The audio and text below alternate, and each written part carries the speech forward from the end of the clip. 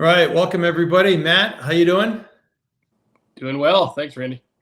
Excellent. Thanks for joining us today. Appreciate it. Yeah, good to be here. Excellent. Well, everybody, this is episode 185 of Tech Sales Insights. Really excited to have Matt Horner with us today. He is EVP of Global Enterprise Sales at Worldwide Technologies, an awesome company that I've known well for a long time. We have a great title topic, Generative AI for the Enterprise Business. And as our sponsor today, we have Eternal. They're an awesome AI company in their own right that helps businesses automate content, operations, improve customer experiences, and a whole bunch of other things. And also is always brought to you by Sales Community. For those that are members, thank you very much. For those that are not, Tucker will put up a free link and feel free to join. Matt's also on our advisory board. So Matt, thank you for that. Appreciate it. By way of introduction, Matt, a long time, lives in St. Louis, half the time down in Florida and Jupiter over on the other coast, not Naples. So we'll have to get you guys over to Naples. Was telling me he's very proud of his 4 kids, 3 girls, 1 son, all out of college. So I know what that's like. Just recently. Awesome. Very, very cool. And obviously being in St. Louis, big sports fan there with the Blues and the Cardinals, and a bit of Mizzou. Mizzou is a tough one against, hate to play Alabama coming after their loss they just had. So it'll be an interesting game this weekend, I'm sure. I don't think that's going to be pretty for the Tiger fans. And we're trying to figure out how we met. We thought it was probably 20 or so years ago, but I can vividly remember, I still say WWT instead of Worldwide, but, kind of just, cracking in some of those big accounts. And I was executive sponsor at Comcast, and then some combination of Citi, JP, B of A. And like, who are these guys? They're coming in and doing well and customers love them. And then it's just, you guys have just been a rocket ship from there, expanding globally. So kudos to you guys, and certainly have a great team. I'm going to leave somebody out, but between Jim and Joe, Bob, and others, just really, great set of executives as well. Yeah, it's a great team. Been very blessed over the years, and I've been with the company 25 years. And to your point, the rocket's still lit and probably never stronger in terms of how we feel about our business. And we're just again very fortunate based on the position we're in. Awesome. So to help with, and again, I've known you, personally, obviously over the years, but always kind of very open, sincere, genuine, authentic, great partner. If a customer needs something, you're all there. You're not one that kind of sits. You run a large team, but always happy to get your fingernails dirty, no matter what it is or how it is or anything else. And over the years, obviously, there's always bumps and bruises along the way with supply chain and vendors and proposals and everything else, but you're always true to your word and always got things done. So for me, thanks for that. Yeah, I thank you, for the recognition there. I think you do what you can, but I think the best representative to those that you lead is leading by example, and keeping like you said, your hands dirty, and keeping yourself highly engaged with customer interests and needs and demands and problem sets, and also kind of life and times of a sales rep, and what that entails is probably more complex than it's ever been. So, having a good keen eye on, what are they all dealing with is important for me to be able to shape strategy. Absolutely. And also some other intro comments I have from some mutual friends, Joe Koenig, right? Yes. So I had him on last year, and he said, Randy, Koenig, not Koenig. I was like, I must have been saying Koenig for the last 20 years. He said, you have. And then I was talking to Andy, and he said, I do the same thing. So anyway, tell me we do that out of jest anyway, but yes, it's Koenig. I got it right the first time. Anyway, so longtime president there as well. So it says, Matt's leadership has been instrumental in driving WWT's strategic growth, fostering innovation across the organization while enhancing our global footprint. His ability to lead with vision and collaboration has empowered teams to consistently deliver exceptional solutions for clients worldwide. From Bob Olwig, EVP Partner Alliances, says Matt's a 25-year veteran, an exceptional leader, and passionate about all things WWT. especially with AI, as he leads the charge with our fantastic partnership with NVIDIA. Greg Ambulos, who runs channels at Dell. I've known Matt for over 20 years. He's an incredible leader, a straight shooter, trustworthy, and a friend, a leader that gets the most out of his people, very results-oriented, and a true professional. John Byrne, president at Dell, says a strong leader and friend who leads from the front and is well respected by all. Matt has been a strong Dell Tech advocate and champion over the years, resulting in strong growth for both our companies. Thanks for all you do, Matt. And then Dave Riley, who's a longtime Wall Street CIO, CTO, now board member. You work with him in Empower as well. Matt has always put clients and customers first and has built deep, lasting, and truly strategic partnerships throughout his career. He also serves as board chair at Empower. Contributing back to the communities where we live and work is something that is core to Matt and to WWT. Maybe just I've been honored to be a guest at the Empower event, but it's just so touching, what you do for all those folks. You want to give a little commercial? Absolutely. So the essence of it is to really create pathways to prosperity for young adults in underserved communities, certainly diverse background, and really typically do not have a path into the tech sector. And our program provides no cost development for them to create certifications within tech, but also gives them guidance on their professional skills, like how to show up in an office and what to dress, and then also speaking skills, writing skills. And then most of them have challenged personal backgrounds, so we give them social guidance on just how to manage the at times dysfunction in their home life in order to put the time into developing their own lifestyle that they aspire to create for themselves, which often is not really in the offing. So this program is just a launching pad for, really just life-changing type of impact. Awesome. So it's a great, and you've got the big annual gala is next week in New York on Tuesday, right? It is Cipriani downtown, about 1,000 people, great networking event, who's who list of different tech leaders. So I'm looking forward to that next Tuesday night.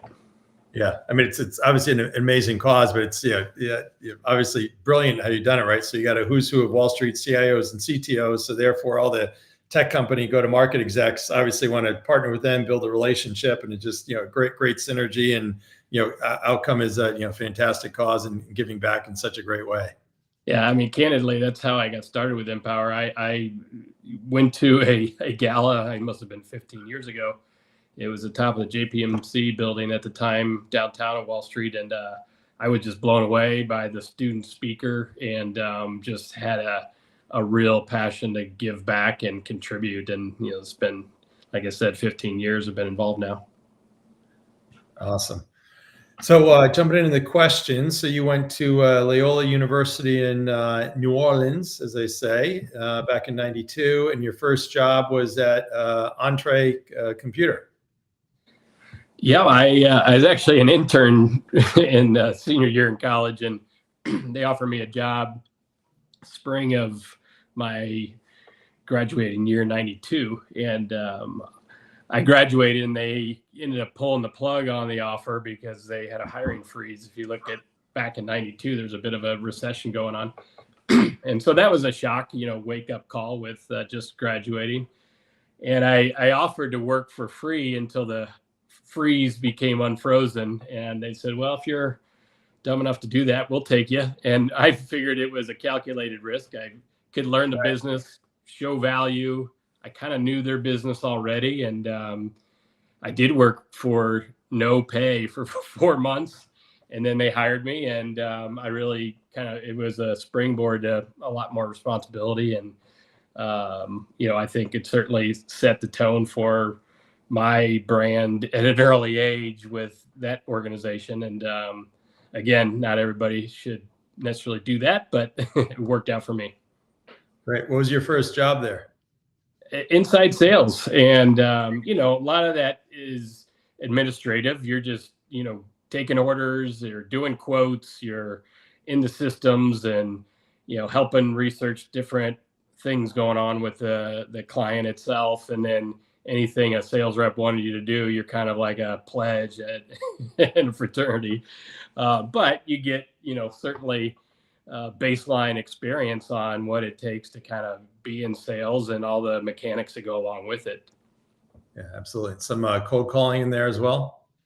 A lot. Yep. A lot of cold calling. And, that grows. I think there's almost nothing better than that. You grow thick skin pretty quickly in the cold calling, and you got to learn how to, really thrive on rejection is the Right. situation at hand. But when you do get a fish on the hook, it's like there's nothing better. It's like a real thrill. And again, I think it's a great rite of passage for sales. Yeah, so good. And I know you're, we'll get into WWT in a little bit, but I know you're kind of more elephant hunting, but is there with your SDR BDR group, is there a cold calling function there? Yeah, we have a what we call a sales academy, and we bring on anywhere from 50 to 80 early in career resources a year, and put them through a very structured program of learning all things across our portfolio, as well as kind of the selling methodologies, as well as the systems that they'd work in. And it's really great. They graduate, so to speak, and legitimately we do have a graduation for them. And then they will migrate into supporting a sales account or a territory, or they may do pursuit of their own if they're not a part of a larger team, or they may go into business development. And there's a lot of different avenues that they could grow their career from there. Excellent. Sounds great. So then now take us through your various roles in WWT, kind of the short story. Yeah, the short story, 25 years. I started out leading engineering, believe it or not. And that kind of had that was a circumstance of me really fascinated by what technical engineers do, and then selling what they know from a service and consulting perspective. And then I kind of knew the psyche of an engineer, so to speak, at an early age, and was able to lead them. So I actually came on to Worldwide as a tech leader, and brought over engineers from my previous organization, and grew that services arm for the first 12 years or so. Now, again, I've always had a bias towards selling and relationship development. So I was kind of a nice weapon for the company as I led services and knew that side of the business, and also engaging with clients, but flipped to a direct sales role. Like I said, about 12 years in, my initiative was to grow our business in New York. And we had no business in New York, largest city in the country. And you were like, why, maybe in the world, why isn't that the case? And I said, I'd go up and figure out if we could do any selling up there, and give me a month and I'll figure it out. Well, a couple of years later, I did establish business, and I did feel that we had a gap to fill. There were large, at the time, if you go back, 15 years, there were large service providers like an AT&T, Verizon, and then a lot of, I'll say, regional VARs. And there wasn't anybody that kind of really could bring a global kind of capability, yet compete as well with the service providers that had a lion's share of kind of tech spend up there.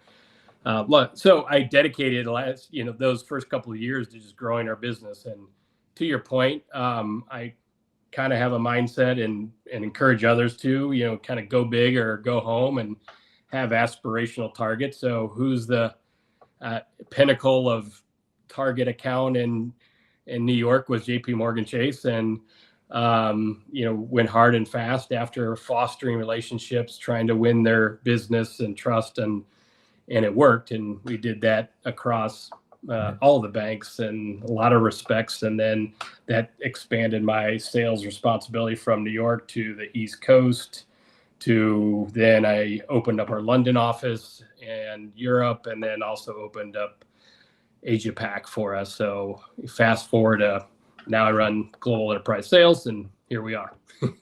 There you go. You That's the set it fast up. version. You set it up and you're running it. So amazing job for sure. That's so great. So maybe tell us a little bit more about WWT. It's a special place, and obviously biased, but it really is. We, start with just the culture is a really healthy environment to have employees engage in, really thought-provoking ways in which we can drive outcomes for our customers. And there's a high sense of accountability to treat people well and treat people like you want to be treated and be a team player and leave your egos at the door. So we kind of set a standard of, how we expect our employees to behave. And that's, again, starting with just treating people with respect. When that happens, it fosters an environment to create innovative ideas. And that innovation spawns ways in which we can, drive outcomes for our customers. So culture is number one for us, and we don't ever want to become complacent. And I think, as we've grown, I think it's become even more of an emphasis to protect it, based on the fact that we now see the results of a great culture and its impact on our clients are wanting a kind of a similar type of disposition for their teams. And so that's the special part of Worldwide. And then the kind of what we do is, it's now this calendar year will probably be a $22 billion global tech integrator that spans from, anything related to network and data center to the cloud, all the way through what you need to do to protect all of that infrastructure and software from a cyber risk perspective. And then also we do software development and data science and, whether it's generative AI space or just overall analytics and then app development for our customer with, whether it's buying online from a retailer or different ways to create a digital experience from a fan perspective and the sports. So it's really end to end. Best way to portray is probably what we don't do. We're not a large ERP implementation organization like some are and do well. We're not a IT outsourcer like some are and do well, but we are more supplemental and complementary to our clients. And, again, the real, I'd say, secret sauce, just to finish on, is this lab and ecosystem of our campus of labs, to continuing to learn and understand how these technologies operate together and what's available and ready for prime time in an enterprise perspective, and kind of a safe harbor for our customers to go and kick the tires on tech without having a heavy hand of sales or trying to push them in one way or another. That's great. So obviously there's the household names of tech that you've been doing well with all the time, but then there are also kind of up and coming, maybe companies people haven't heard of before that then you kind of bring in and incubate. Always. I mean, a constant rotation of emerging partners that we are vetting out and, really working with their product teams to determine, candidly, do they have something special that is applicable to the enterprise caliber client? And that's not always the case. There's some really special tech that, again, just doesn't have the scale or may not have the risk appetite from an enterprise perspective. So we kind of look at it from that lens is, is this Bank of America ready? Is this JP Morgan ready? Is this, Texas Instruments ready? Whoever it might be. But there's some really interesting and attractive tech across, again, whether it's cyber, networking, certainly in the, AI space. And we're constantly evaluating them. Awesome. So we have from John Hamby question, where do you see out of the box AI ISV partners playing a role in your go-to-market to accelerate customer outcomes? Yeah, I mean, the ISV landscape is massive, to say the least, especially in the AI space. And similar to what we have done in our labs for now over a decade with I'll call it hardware and software that drives that hardware and evaluating it, with the ISVs, a lot of emerging of them, like just one category, just LLM providers, working closely to understand, what are their feature functionality capabilities, what's their best, fit for purpose, and is that by an industry or is that by a type of cloud, or where is the infrastructure going to reside? So they play a critical role for sure. There's an abundance to always evaluate, and where we start is honestly asking some of those that are already partnered with those ISVs, what do they think of them? What role do they play in their ecosystem? And is it enterprise class or, and also getting to know their leadership team is important for us because we want to have some level of continuity that we feel that this company's going to be around for some time. Yeah, great. So you've got certainly things going, great guns all around. Any challenges on the sales go-to-market side? You've always challenges. I mean, I think from a macro level, our business is healthy and has, again, look at a worldwide CAGR, compounding aggregate growth last 5 years has been over 17%, and that's all organic. We don't do any acquisitions really. So that's just adding people and continuing to get additional coverage on our accounts. But this year's been an interesting one. I think there is a pause in the enterprise space to some extent for two reasons. One, let's not move forward with our normal modernization initiatives till we see what Gen AI is actually going to mean to us and what our strategy and how we're going to put it to use.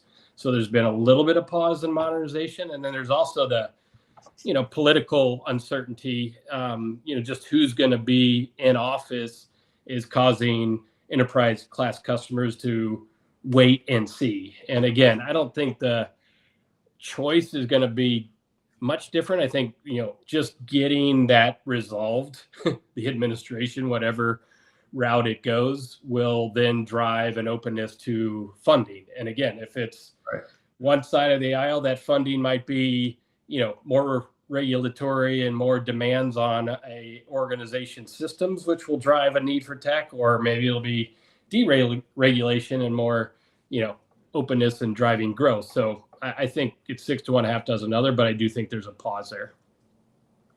Oh, interesting. So jumping into our title topic, generative AI for the enterprise business. So how would you define generative AI? I would define it as, and I'll apologize in advance for the sensationalism, but I do think it is the modern day industrial revolution in terms of technological advancement. There's no question in my mind this has the implications that were in place at the end of the 1800s and what was happening there, from railroad to manufacturing to other things. This is that for our current era. And why I believe that is, I've had the good fortune of being our executive sponsor to NVIDIA and worked very closely with them, and we have for 10 years. So we didn't just jump on the bandwagon. We've been working with them for 10 years on what's been coming there, and it's been impressive, and it has outpaced anybody else that's been in place from a mature chip manufacturing perspective. And now they've kind of gone from autonomous car and gaming to what will require modernization of every data center around the world. And that is a gigantic task that will be necessary based on the load of this technology that is required to manage generative AI. However, the outcome and putting it to work will drive enormous profitability, enormous efficiencies. And if you use this weaponry right in generative AI, it will be very, enhancing or disruptive to your your current business. Yeah, amazing. And I mean, it's insane probably to think about, but there's just huge changes coming probably for the sales process, right? There is. I mean, and we're experimenting internally as much as we're advising and creating generative AI use case applications externally. But it's really a matter of get in the game. I mean, there has to be use and, as you know, prompting into these engines to have them learn. Again, we talked a little bit about Chat GPT prior to this, and yeah, that was a great door opener for everybody to get exposure. But then you need to curate. That's for the I'd say typical civilian and all of us as consumers. However, for your business to create competitive advantage, you need to create that intelligence, and we all have it. We all have docs here, and we have spreadsheets there, and information on customers likes there. It's aggregating that in your data sets and then using it to your advantage to make it a more personalized engagement with your customers to make them more at ease, right, to engage. So we're experimenting with a number of different models that are working really well. Awesome. But going down the path, it can also be a little dark or a little leery, right? So what type of things that people need to be mindful of? Yeah, I mean, the dark side about it, I mean, in its simplest terms, is there's going to be trial and error. There's going to be hallucination. So you can't necessarily depend on these models early on, especially as you're training them. And then we're getting a little technical, but I mean, if you're doing research on a client and you take it for face value and don't do maybe a backup check, you don't want to put your foot in your mouth, so to speak, with a client, and that really wasn't one of their initiatives, or that wasn't really something that they had a problem with, and it was just, again, populated because of whether it's deep fake or other things that can be malicious. But in this day and stage, you have to double check the work of anything generative AI. However, the more prompts, the more hallucinations that are corrected. And again, we had I would say a journey really starting about this time last year, where we started different prompts for different Gen AI solutions that it was just frustrating. And then there became probably February, March timeframe, after 9 months of just pushing on this wheel, it started to get some rotation. Like, wait a minute, this actually has some scale. This has some ability to give us efficiencies that we didn't expect, and now it's starting to perform for us. Well, so you also have a saying, preparation for separation. Yep. Yeah, I mean, I think in sales that's critical. Every client has salespeople coming at them by a truckload or an entire stadium of people that want their attention, and it's absolutely critical that you bring something that I don't know if it's catch their eye, but certainly make it where, okay, this is different. And in order to create that differentiation, you have to exhaust, kind of what that mindset of that client may be. And that's just through good preparation, persona modeling and what if scenarios, doing your homework as it relates to, who else knows that client and what do they know about them. I also think it's really important personality wise to adapt your style based on that person's style. Some people are really hard nosed and no nonsense, and you better get to the point, and you better drop something in their inbox that actually resonates, or you're going to be kicked to the curb. On the other end, I see banners behind you. Some people may want to talk about Alabama football and warm themselves into the conversation, and you go straight for the kill, so to speak, or try to just talk business without creating that I'd say personalization it could backfire on you. So I do think adaptability is really important based on the style of the person you're working with. Yeah, absolutely. So there's certainly if we focus on the sales side for your kind of sales team versus kind of what you're doing for some of the customers, certainly lots of use cases. Are you doing anything in the lead gen area? Lead gen would probably be overstated. What I will say, like what we've been able to do, I'll call it create a RFP assistant generative AI model. And essentially we've taken all of our responses to RFP, jammed them in, inserted them into this model. And then we started prompting all kinds of different questions that may come from a variety of different customers. And what we found and that's the very short version, but what we found by pooling all of our RFP responses and proposals and then querying or really ingesting with prompting to the model kind of questions that we wanted to answer, what we found was it became an excellent way to create unsolicited proposals. And as you create unsolicited proposals that are fit for purpose, maybe around cyber resiliency or maybe around employee experience or things of the like, we can get additional at-bats, so to speak, in front of the customer.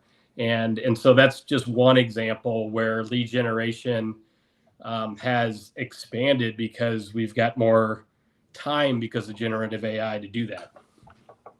Yeah, amazing. By chance, Eternal is doing a lot of that as well. So maybe we'll have to get you guys huddle afterwards. So we have from LinkedIn user question: what impact do you believe AI will have on enterprise relationships? Well, yeah, there's no question. Every enterprise needs to adopt, just like we are as a company, and it doesn't matter what industry you're in.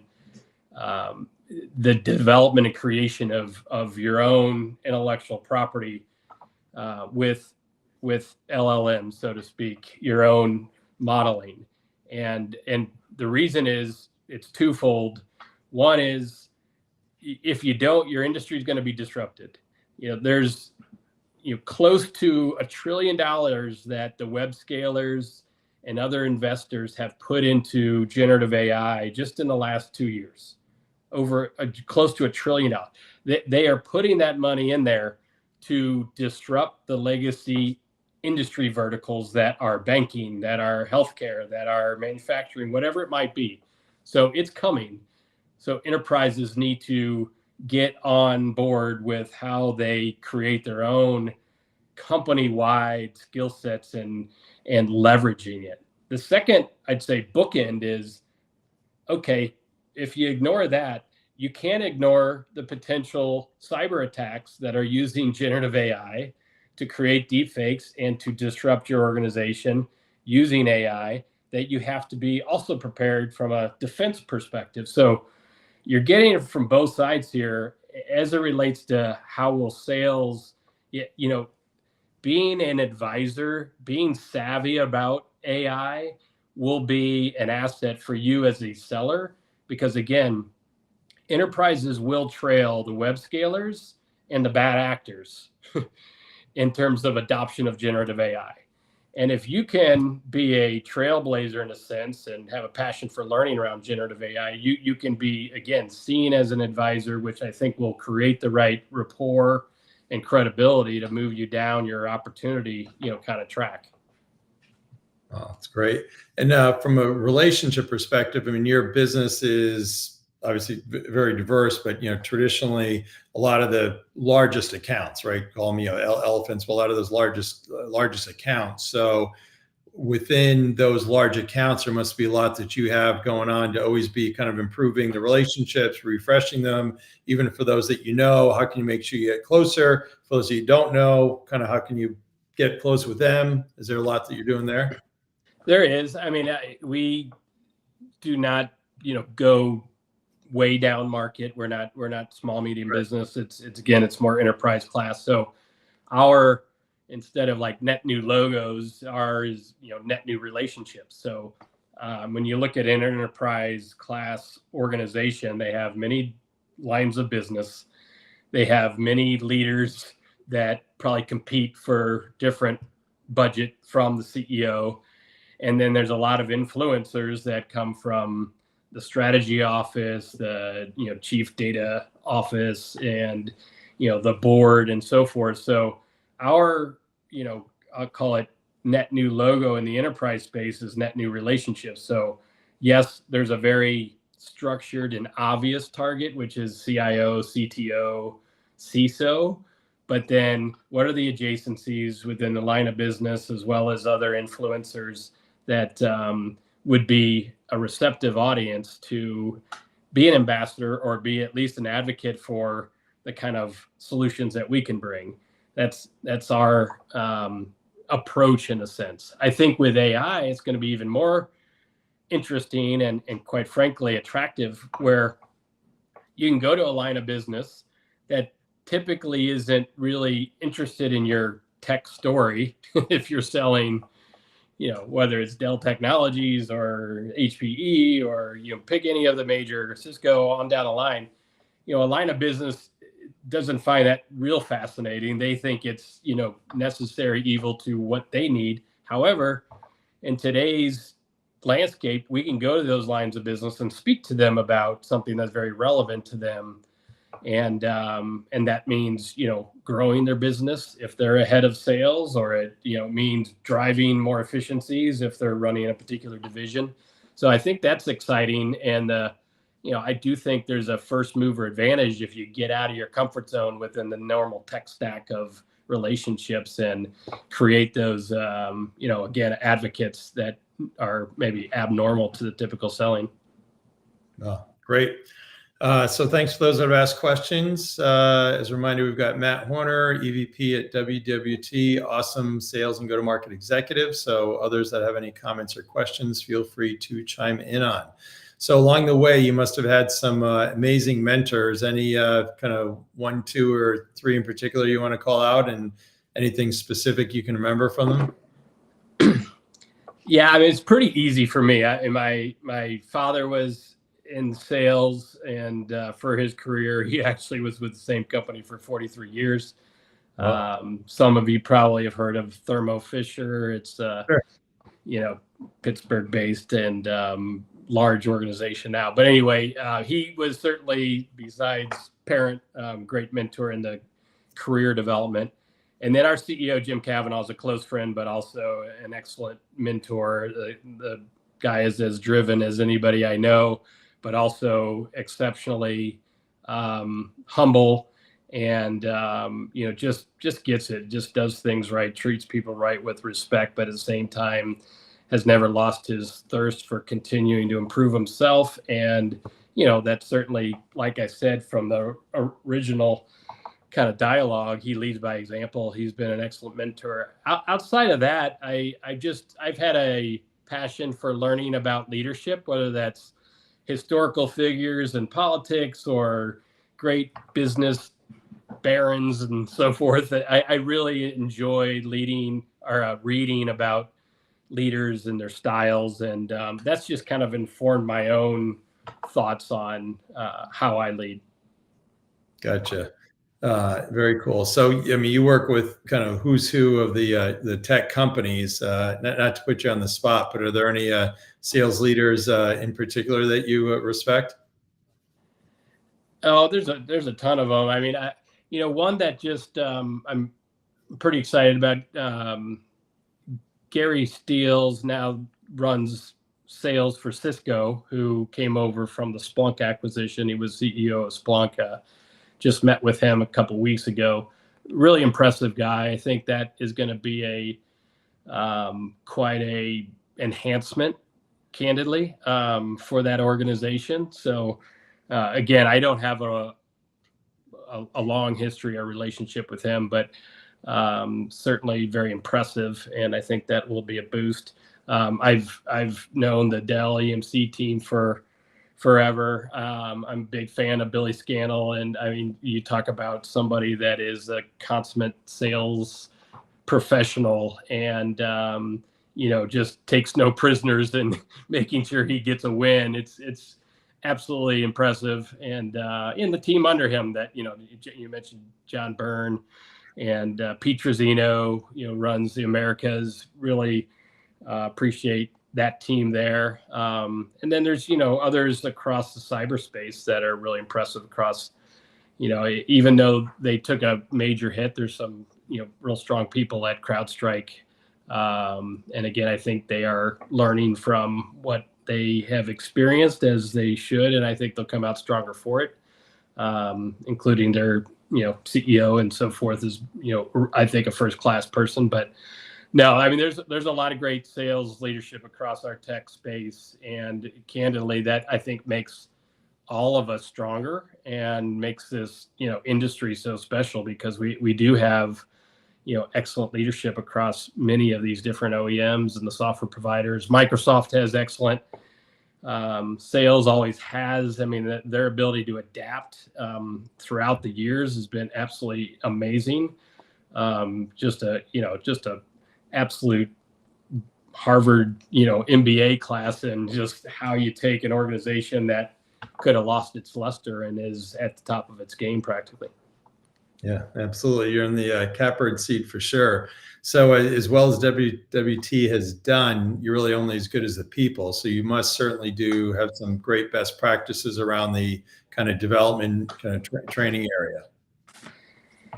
Yeah, that's a tricky one, because as your audience knows, the tech landscape has certainly changed from the Apple and IBM desktop to just this vast interconnected web, and so many nuances and niche types of skill sets to know.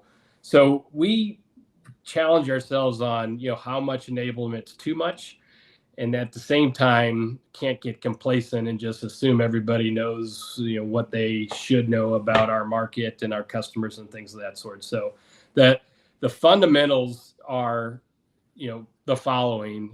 One, they need to know our WWT portfolio inside and out, almost like I'm sure plenty of people have family members or friends that work in the pharmaceutical industry. You need to know these medicines or products, and they go through weeks and weeks of boot camp before they even release them to a selling mode. We kind of take a similar type of approach around our business model, our go-to-market, to make sure you know it inside and out, know the pitch, know exactly how to differentiate for the things that we do. Make sure that you know how to apply the culture into the selling process and why that's so important to create teamwork. So one, bare bones, is our own portfolio. Then two is, as for an example, you look at what's emerging. So we need to stay ahead. I'd say 3 years ago, maybe 4, we had a major surge around cyber, and so we put in mandates to go and learn Apollo's technology stack, a Fortinet's technology stack, SentinelOne, whoever might be. We put in the kind of top 3 security, Cisco, and made sure our reps knew and our engineers were certified on those technologies. In the AI space, it's not necessarily as organized as, again, you've got Fortinet and Palo and on down the line, the security stack. There's a lot more nuances. So we put in our own, what we call an AI driver's license. So in order to be able to be comped and recognized on, for instance, NVIDIA or AMD or the types of services we want to do around generative AI, we put together we use a learning module called Amplify, and you go and test through it. And there's also kind of one-on-one, just to assure that you've gotten the content and it resonates and you just didn't whip through it, so to speak, in a fashion. So it's a very well structured program to make sure that everybody is savvy about just the basics of AI. And then also we had over 2,000 of our people mandated to get certification around the NVIDIA buyer's journey, as they call it, to be savvy in that space too. So it's you could spend the entire year doing enablement and training because of our industry and the emerging. So you just have to balance it. Great. So from Bob Ulwig, your partner in crime on the Partner and Aligned sites, is great insights, Matt. Agree. Randy, WWT is fortunate to be in the catbird seat in this very complicated industry of ours. So absolutely. Thanks for joining, Bob. Yes, thank you. Anyway, we're pretty much at the end here. So question I'd like to ask people at the end, for those that I've known, if you can keep it PG, any Randy story to share? Well, I've got maybe just one story and then one recognition of Randy. The story is very timely here. You have in your own house one of the best sales guys I work with, Chris Riley. I don't know why he was in your house, but he just was about 5 minutes ago. But he absolutely was an excellent partner, and it's good to see him. I guess you never know who's going to pop into your house, Randy. And there you go. Exactly.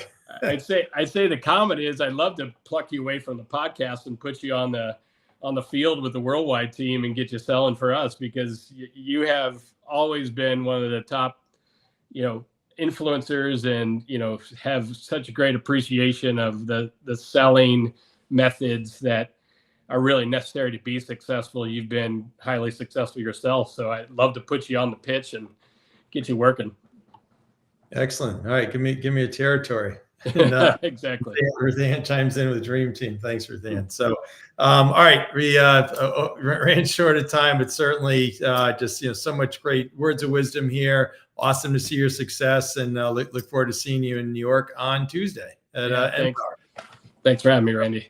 Appreciate it. No, we have Tucker behind the scenes as always. Tucker, thanks. Forgot to give you the shout out. So everybody have a great